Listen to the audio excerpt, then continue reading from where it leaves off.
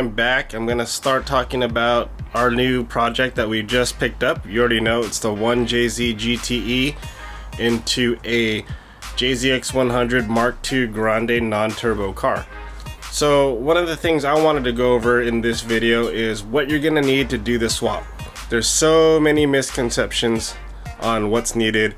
It's gonna cost too much or whatever. I'm gonna tell you what you're gonna need to do the swap, and it really depends on if you're able and how resourceful you are in getting parts and how cheaply you can get things, if this swap's worth it to you. Let's go over everything that I purchased to do my swap. Not everything has arrived yet, so I'm gonna go over the things that I have, the things that are incoming, and then what I still need to order, which I've actually ordered everything I needed for this swap. So I'm pretty excited about that, because now all the things are done. I don't need to buy anything else from what I can tell. It's all manual labor putting everything together now. Alright, so I'm going to cover the things that you're going to need for a Tour V engine and drivetrain conversion. So we'll start with the transmission stuff. So obviously you're going to need an R154 transmission if that's the route you choose to go. Along with that, you're going to need some flywheel bolts, the hard line for the clutch slave, the soft line for the clutch slave, the actual clutch slave itself, shift boot, secondary shift boot, and then you're gonna need the clutch master cylinder spacer. There's a gasket that comes with it. I don't think it's 100% absolutely necessary, but I bought it anyways because it was really cheap. If you're buying a brand new R154 transmission, please take note that it does not come with the speed sensor, so you'll need that. These are the clutch inspection plates. I'm gonna zoom into those so you guys can get the part numbers. So some other components you're gonna need for the conversion is the igniter for a 1jzgte VVTI, an ECU for a 1jzgte VVTI as well. The automatic ones work. You just got to make sure you do a non-immobilized ECU. You're going to need this. This is the AFM airflow meter. So this monitors all the air going in. And then I went and got this downpipe because I know that I'm going to need that because my engine set did not come with the factory downpipe, which is usually the catalytic converter. And then you'll need this gasket. So those are all the small things that I had to buy for the swap.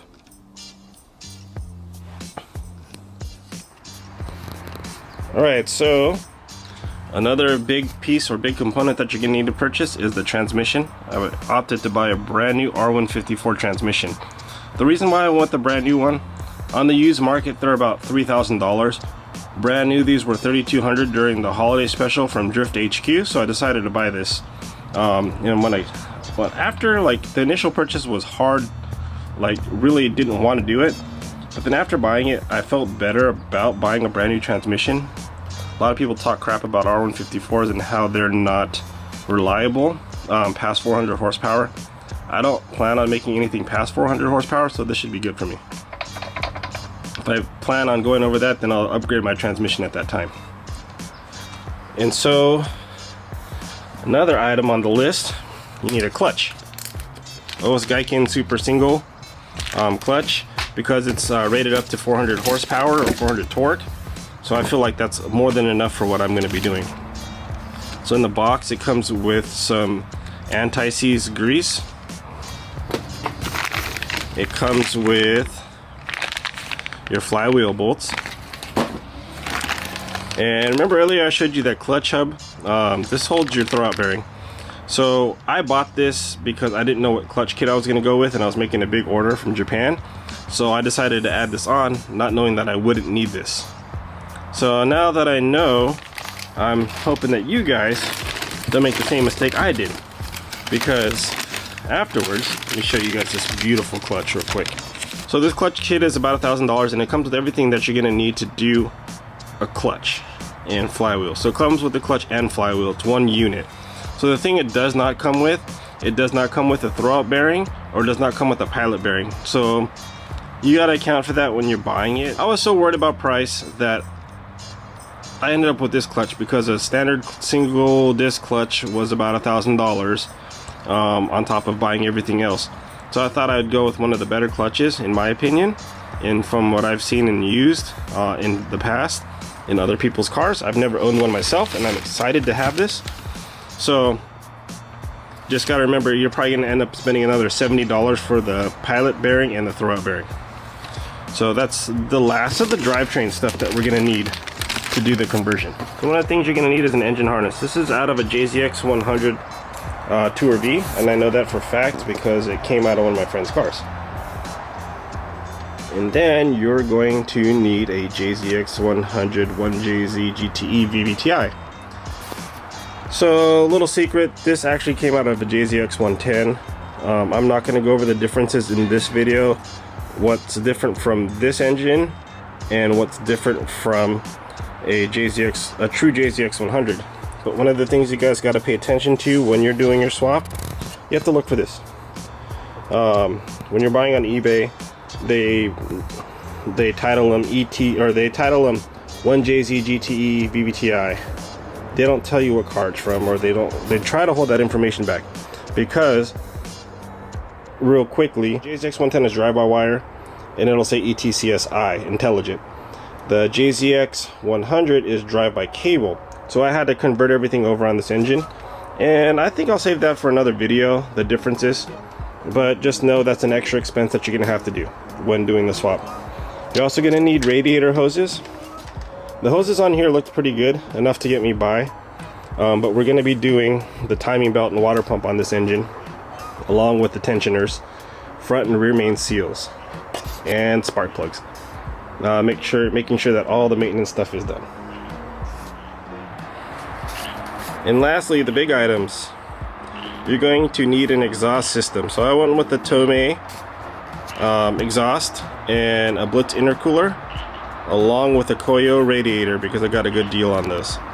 And if you look over there, I splurged a little bit. I'll just walk over there. I splurged a little bit and got the Koyo radiator cap, only because Koyo, for whatever reason, does not put caps in their kits or in their radiators. So if you're buying Koyo radiator, make sure you buy a radiator cap or use your old one if you already have one. But that's just something to note for everybody. But yeah, so I got the Blitz intercooler, Tomei exhaust. I'll do an unboxing with these when I'm doing the install. The only reason I haven't opened them yet because they're hard to store without the boxes, and I don't want to open up the boxes. I barely opened up the clutch box only because it was smaller and wouldn't get in the way. Alright, so some other things you're going to need that I didn't show in the video that are in transit that I ordered, but you're going to need. So I bought brand new motor mounts because I know that the factory ones are probably worn out, but that's also something I don't want to change while the engine's in the car. So I'm going to do it now. Along with the water pump, timing belt tensioner. Those are things, preventative maintenance, that you don't want to do while the car is, or while the engine's in the car. These are things that are going to make my life simpler. And these are the pluses of why I'd rather do the swap this way versus just buying a Tour V, because you're going to end up having to do that stuff anyways. At least I know that I'm swapping it out on my own accord and not waiting till something fails to do the maintenance. You're also going to need an intake pipe with the filter, so you're going to just account for that when you're buying that. I did order that, that's on its way.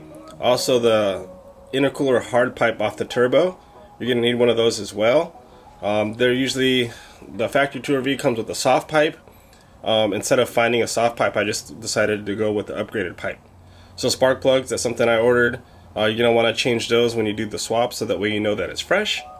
Oil filter, I'm going to do the valve cover gaskets while the engine's out because it's going to make it easier for me. Throwout bearing I talked about, the pilot bearing I talked about. And then oil, obviously, for your transmission and for your engine. Radiator hoses, I have some, they're optional. I would say that if you're going to be doing it, do it now. But again, these are things that I had to pick and choose what I wanted to replace and what I was going to keep. Although I should do the radiator hoses, the ones that came on the engine set still look pretty good. I'll eventually upgrade them. So other things you're going to need for the drivetrain that you should do but not necessarily have to do. You can do the rear differential conversion like I did, and then the handbrake conversion. The handbrake conversion is pretty important, so that way you can have space for your clutch pedal. You literally can't do it with a factory foot brake from the Grande Jzx100 model.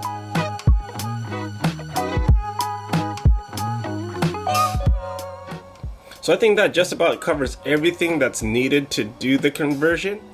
So I've talked to maybe 1 or 2 people who've actually done the conversion, and they said it's pretty straightforward, and if you have all the parts readily available.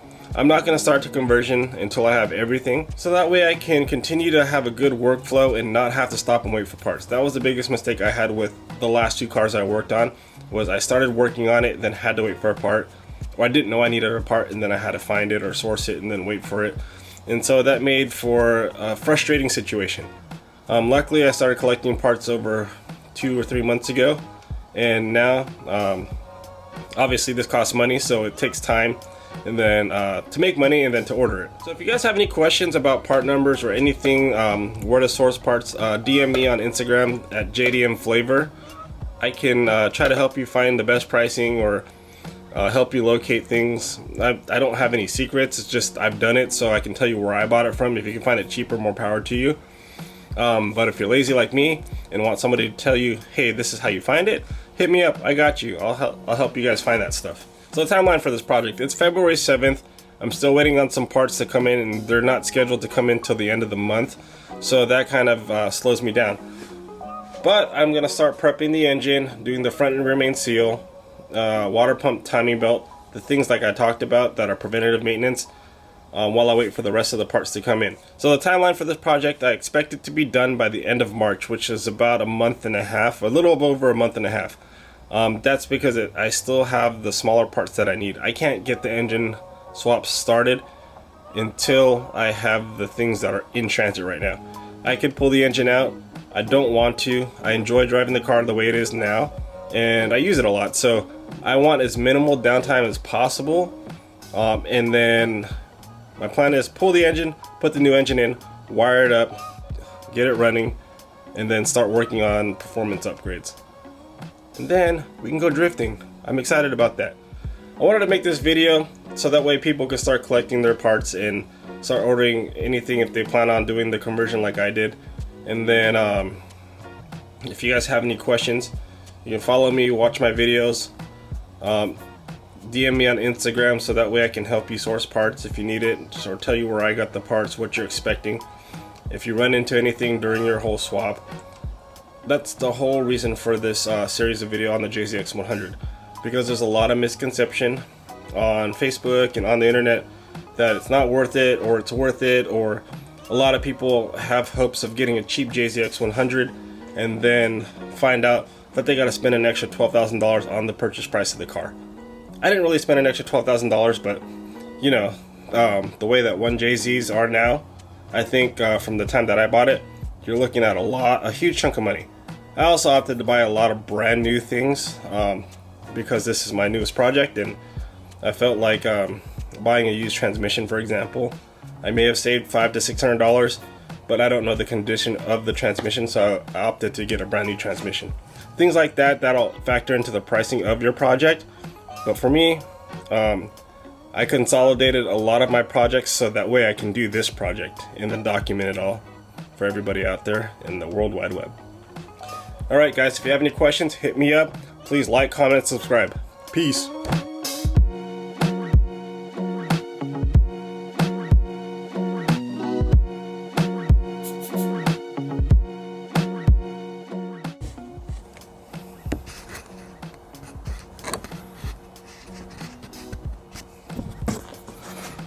Is this thing on?